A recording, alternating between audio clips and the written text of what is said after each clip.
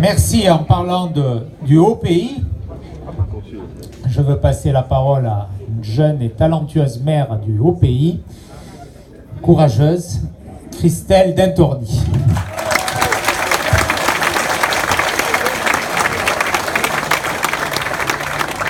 Merci Eric et bonsoir à toutes et à tous.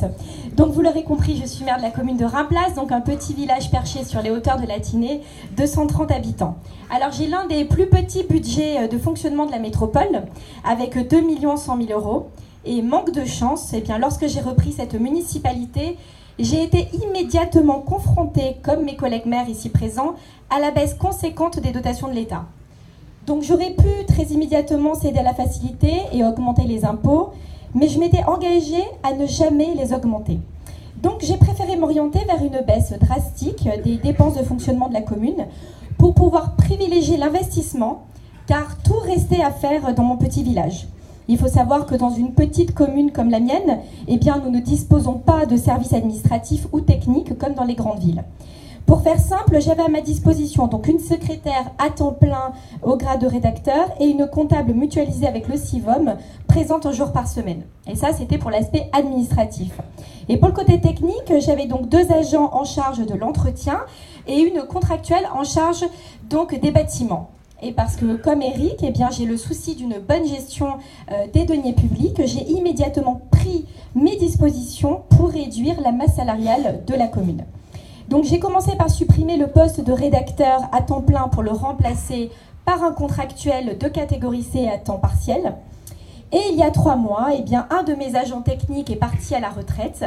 Eh bien, je ne l'ai pas remplacé pour faire des économies substantielles de l'ordre de 40 000 euros par an. Donc c'est un choix. C'est un choix, j'ai préféré externaliser pour mieux cibler les besoins, gagner en efficacité et réduire les dépenses. Alors oui, effectivement, mon mandat est nettement moins confortable que d'autres mandats de maire qui sont entourés, même très entourés de collaborateurs, mais je n'ai pas été élue pour avoir un mandat confortable. Et grâce aux économies que nous avons réalisées, eh bien, j'ai pu privilégier l'investissement en dégageant de l'excédent de fonctionnement que j'ai pu donc réinvestir dans la section investissement. Bon, il faut être lucide, bien évidemment.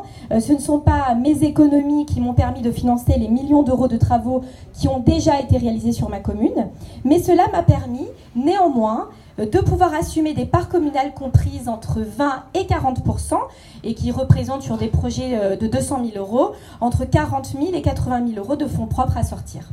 Alors nous avons pu le faire donc sans recourir à l'endettement, mais il faut savoir bien évidemment que sans la solidarité exceptionnelle du département voulu par Eric, qui a maintenu donc aux communes l'aide, eh bien je n'aurais pu réaliser aucun de mes projets.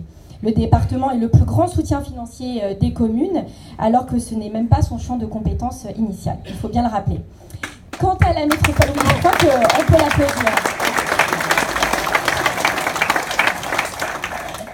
Quant à la métropole, eh bien, elle est aussi intervenue sur ma commune entre 2014 et 2016. Elle a pris à sa charge la rénovation des réseaux d'eau et d'assainissement qui sont de sa compétence exclusive pour un montant de 840 000 euros.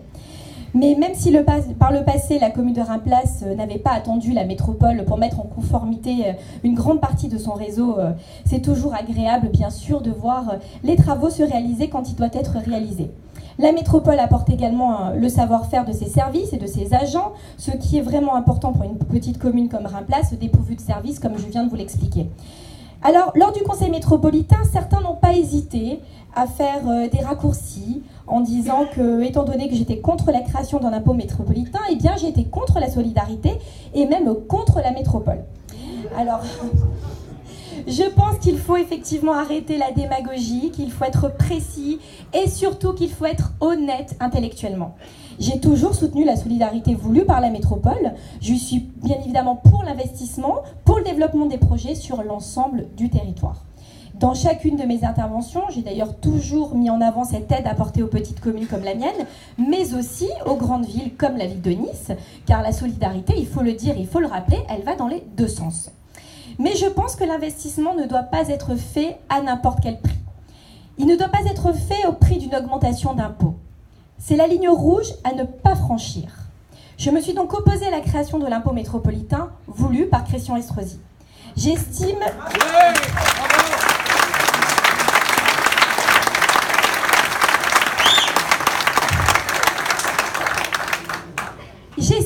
effectivement qu'avant d'envoyer l'addition à nos administrés, la métropole doit montrer patte blanche et montrer l'exemple comme l'ont fait beaucoup de nos petites communes, comme je le fais à Reims-Place et surtout comme le fait Eric au département. Alors, Eric a eu une gestion responsable de cette collectivité, il a désendetté, il n'a pas augmenté la fiscalité et pourtant, il a su maintenir l'investissement. Donc, si c'est possible dans nos petites communes et pour le département, eh bien, je pense que bien évidemment, c'est possible pour la métropole.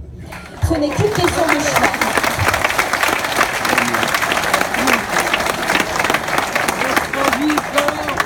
Ce n'est qu'une question de choix et de volonté politique. La métropole NCA vit largement au-dessus de ses moyens.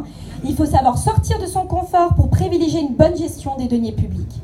Quel est le message que nous faisons passer à nos administrés en augmentant les impôts pour financer encore plus d'investissements? Le message de quoi? D'une métropole mal gérée qui s'enlise dans toujours plus de dettes, toujours plus d'emprunts? Le message d'une métropole qui ne fait aucun effort pour réduire ses coûts de fonctionnement à l'heure où nos concitoyens sont asphyxiés par les impôts, à l'heure où la pression fiscale est devenue insupportable? Le message d'une métropole déconnectée, rongée par son ambition ou celle de ses représentants? Le message d'une métropole mégalomane qui veut toujours plus vite et peu importe le coût, peu importe le mode de financement? Le message d'une métropole insouciante du quotidien de ses administrés, de leurs difficultés à boucler leur fin de mois, de leurs difficultés à nourrir leurs enfants ou bien à partir en vacances? A-t-on oublié qu'aujourd'hui, on travaille 7 mois de l'année pour payer tous nos impôts de nature confondus? Est-ce admissible? Alors dorénavant à Nice, eh bien, le 11e mois, nous aurons un nouveau trou dans le porte-monnaie à réception de notre taxe foncière, aux alentours de 100 € d'impôts en plus. Et encore, si certains ont le malheur d'avoir une résidence secondaire sur Nice, eh bien l'addition sera encore plus salée, comme vous venez tout à l'heure de le rappeler. Tout cela pourquoi? Eh bien pour augmenter les investissements de 114 millions à 140 millions. Pensez-vous vraiment que le contribuable est prêt à payer 100 €, 150 ou même voire plus par an pour avoir un tramway souterrain plutôt qu'un tramway aérien? Pensez-vous vraiment que le contribuable est prêt à faire encore un effort financier pour voir notamment le pôle Méridia sortir de terre avant les prochaines élections? J'en doute. En tout cas, pour ma part, moi non. Je ne suis pas prête à ça. Et je pense qu'être un élu responsable, eh bien, c'est savoir être à l'écoute de ses administrés. Et que nous disent-ils? Stop aux impôts. On n'y arrive plus. On n'en peut plus. Eh bien, être un bon élu, c'est refuser d'hypothéquer l'avenir de nos enfants en augmentant de manière irresponsable la dette. Eh bien, voilà pourquoi, dans mon petit village, j'ai refusé de contracter le moindre emprunt et je me suis évertuée à réduire l'encours de la dette. J'ai aussi pris mes responsabilités, comme l'a rappelé tout à l'heure Eric, en diminuant le taux communal sur le foncier bâti afin d'absorber la pression fiscale imposée par la métropole NCA. J'ai baissé mes taux de 6,4 points de pourcentage pour que cette augmentation d'impôts soit indolore pour mes administrés. Et pourtant,